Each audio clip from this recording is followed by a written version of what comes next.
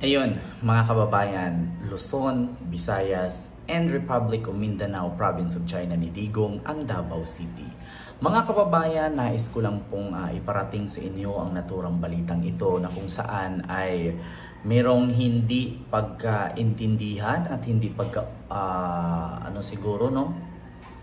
pagkaunawaan ng mga iilang senador katulad kay Risa Hontiveros at kay Coco Pimentel, na kung saan gusto nga nila na tatalakayin na agad itong naturang impeachment laban kay Vice President Sara Duterte. Ngunit kung nakita nyo po, nakasaad nga doon na naka-resist po, no, or tawag ito, naka-break time po kasi ang Senado, kasi wala na pong time, kasi oras na po ang panahong ito at ang buwan na ito ay oras po ito sa pangangampanya, kasi ngayon po ay tawag dito, panahon ng midterm election. So nakita naman po natin doon at naka-live nga ang Senado na nag-adjourn sila. So nasa recess time, at ilan nga po mga mambabatas ang tinatanong na pwede bang i-proceed itong impeachment complaint laban kay Sara sa Senado. So marami namang nagsasabi na anytime pwede naman na ipagpatuloy itong impeachment sa pangunguna nga ng special session ng Pangulo, ni Pangulong Bongbong Marcos. Sabi nga ni Pangulong Bongbong Marcos, nagsalita siya na never daw siyang mangialam at manghimasok dyan sa impeachment na yan. Ngunit ginampanan lang ng mga congressman ang kanilang trabaho patungkol dyan sa impeachment, at na-impeach nga si Sara sa Kamara, no? So tapos na-impeach na si Sara sa Congress, so pinasa na nila sa Senado, at Senado na lang ang magdesisyon, at pag napirmahan na ito ng Solicitor General at ng Pangulo, so impeach na si Sara. Ngunit meron ding mga senador na nagsabi na late na daw dumating ang naturang impeachment, no, mula sa Congress papuntang Senate, so kumbaga parang na-delay. So late na, so naabutan ng adjourn. So ngayon mga kababayan, gusto nga ni Coco Pimentel or ni Senador Coco Pimentel na ipagpatuloy na itong dapat daw kinonsulta muna ni Chis Escudero or ni Senate President Chis Escudero ang mga ibang senador kung ano ba ang hakbang na gagawin. So actually, para sa akin, si Chis Escudero sumunod lamang sa kung ano ang nakakasaad sa batas. Ngunit ito nga, kumbaga merong sinasabi itong si Senador Coco Pimentel. So mga kababayan, ito, bago ko i-play yung video na to na ipapanood ko sa inyo, nais ko lang pong mag-react na actually sa Pilipinas, no, maraming mga matatalino na mga mambabatas, ngunit sa sobrang talino nila, hindi nila maintindihan at hindi nila ma-proceed yung batas. Bakit? Napakarami nila. Puro sila matatalino. Yung isa gustong i-proceed, yung isa ayaw. Hindi mo maintindihan, no? Sobrang talino ng mga mambabatas mula Congress at Senado, hindi mo maintindihan kung ano yung una at ano yung actual na gagawin, 'di ba? So ito po, pakinggan niyo mga kababayan yung statement, no, ni Senador Coco Pimentel or yung kanyang sinasabi. So ito po, para sa kaalaman po ng lahat kung ano nga po ba. Hindi kasi nakonsulta ng mabuti yung body. Kasi sa timing naman ng pag-file, yun, hindi namin kasalanan yun. Do not blame the Senate on when the articles of impeachment were filed. Wala kaming hand doon. So yung timing na yun. Sa timing na yun, very late in the last day, hindi nga ako sure kung may quorum pa eh. So tama yun. So no one is to blame na hindi siya na-actionan officially ng body. But now na nandyan dapat aksyonan na officially ng body. So dapat nagkukonsulta na ang Senate President sa mga senador. So dapat daw nandiyan naman na daw, wag na daw patagalin, umpisahan na. Kasi actually sa mga nagtatanong, ano bang pinaglalaban ni Coco Pimentel laban sa impeachment na to? Mga kababayan,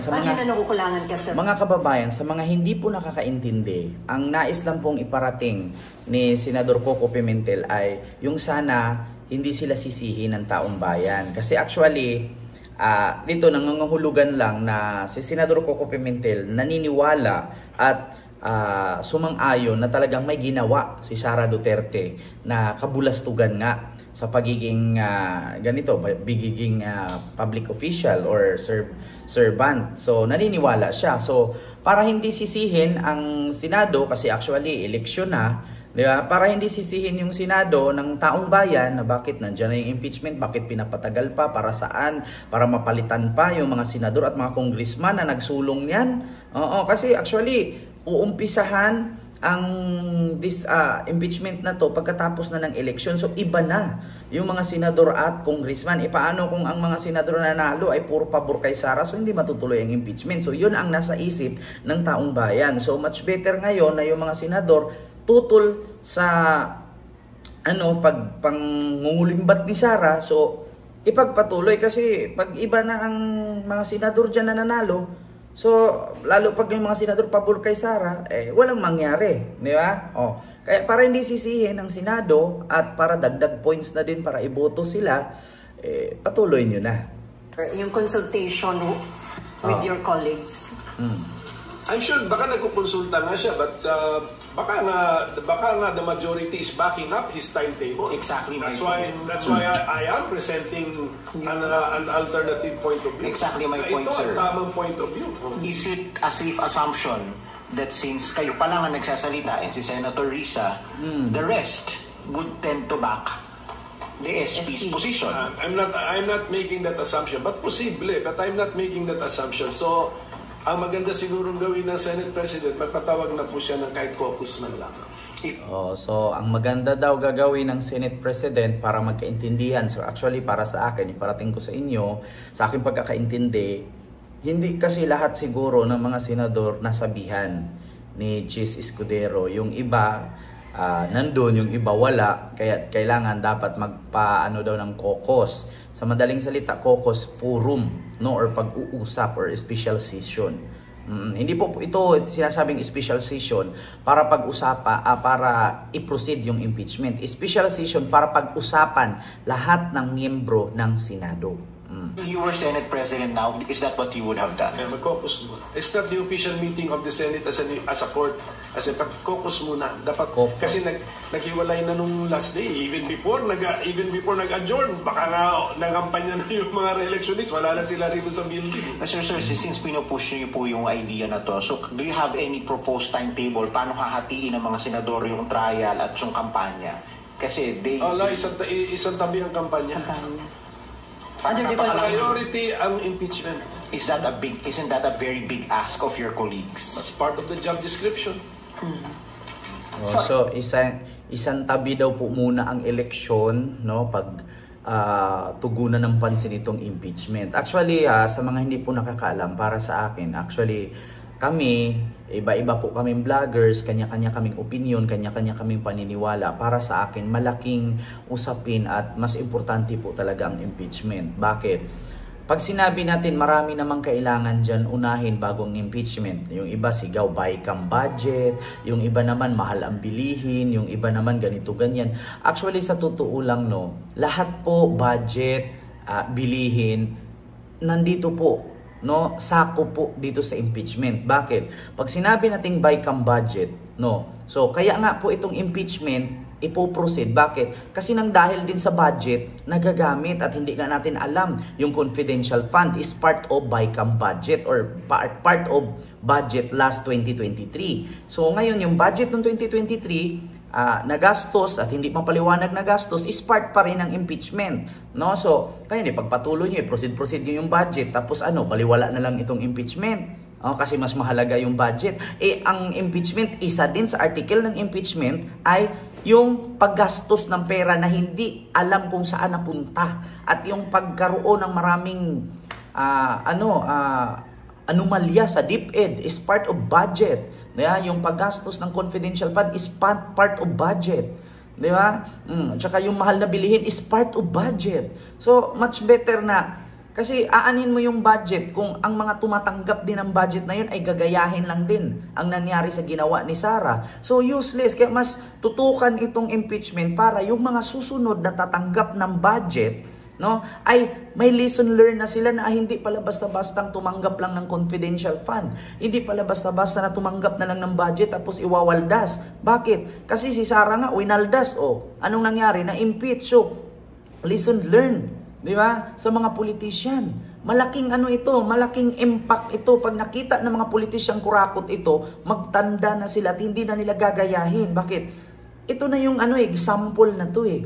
Unahin nyo yung BICAM budget na yan eh. Paano yung mga tumatanggap nun? Kung iwawaldas lang din katulad sa ginagawa ni Sara, eh di walang saysay. Gagayahin nila at gagayahin hanggat hindi na sampulan ang unang nagwaldas. Kasi hanggat hindi mo sasampulan ito, hindi mo ipapakita sa taong bayan at sa mga politician na, okay lang pala magwaldas, bakit si Sara nga na-impeach, hindi na tuloy-tuloy, so magwaldas tayo habang hindi pa natuloy. Kung ipagpatuloy ito at nasampulan at napatunayan na si Sara ay nagkaganito at na-impeach, so hindi na siya gagayahin ng ibang politician na tumatanggap ng budget mula sa BICAM. Ganun yun mga kababayan. Diba? Kasi instead daw na unahin ang BICAM budget na hearing, solusyonan, wag daw ipasintabi daw muna itong impeachment. Mas maganda nga unahin itong impeachment eh. At least nakita ng tao pag nabigyan, no? At napatunayan na si Sara ay na-impeach, matatakot na yung mga politician na hindi basta-basta ang tumanggap ng confidential fund or budget nang iwawaldas lang. Diba? Ito yung sample. Tama naman ang sinasabi ni Senador Coco Pimentel, isentabi muna natin yung pangangampanya, unahin natin itong problema ng bansa. Kasi mangampanya ka ng pangampanya, mananalo ka, kakamkam ka rin ng budget, gagastos ka rin, tapos nanakawin mo rin, at least bigyan ng sample para hindi ka pamarisan. Yeah? So yun lang mga kababayan, yung ating reaction video ngayon na kung saan si Coco Pimentel at si Chis Escudero ay parang hindi nagkaintindihan. No?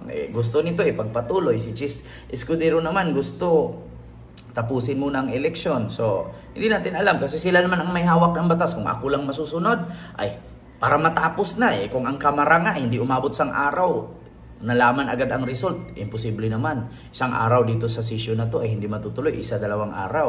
Diba? So yun lang mga kababayan. See you next vlog. God first. Thank you. Mas unahin itong impeachment kaysa sa mga ibang problema sa Pilipinas. Bakit? Hanggat ang impeachment or itong issue ni Sara hindi matuldukan at hindi malaman kung ano ang consequences dito. Halimbawa, si Sara ngayon napatunayan na ganito nga at na-impeach. So, hindi na siya pamarisan ng iba pang politician.